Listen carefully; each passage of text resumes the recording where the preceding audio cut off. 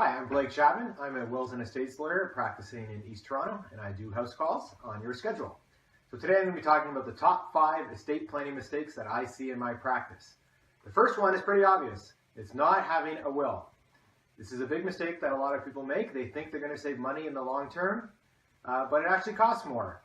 The saying that I tell my clients is a lawyer's going to get paid either way. You might as well pay them now. It'll cost less, and you get to do what you want. Having a will is especially important for common law spouses because under the estate law, you get nothing. You're entitled to nothing as a common law spouse. It's also important for families that it's a second marriage, where each of you have children from a previous marriage. It's important to set out who gets what. The number 2 estate planning mistake that I see is joint ownership, rushing to put property into joint ownership with somebody else. 9 times out of 10, this will not do what you want it to do. And most people do it to avoid probate tax, but actually it probably will not avoid probate tax and will likely lead to more lawyers' fees down the road.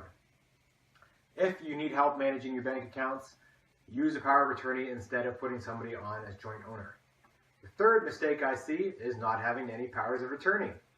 These are very important documents and they're relatively cheap, cost under $100. And you need this document because without a power of attorney to manage your financial affairs, you will need to go to court to get a guardianship order, and that will cost you $10,000 to $25,000.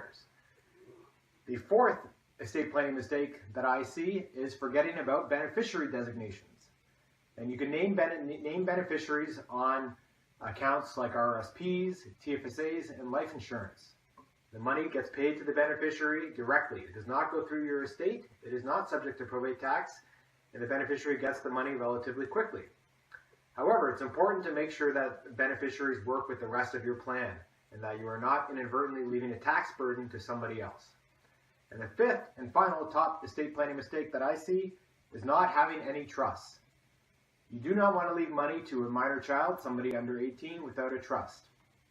Likewise, trusts are good for spouses from second marriage. When you want to leave a house to somebody, when you pass away, you want your spouse to stay in the house. But then when they ultimately die, you want the rest of the house to go to your own children.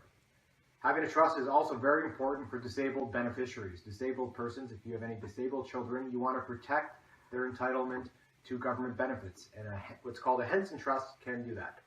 So those are my top 5 estate planning mistakes.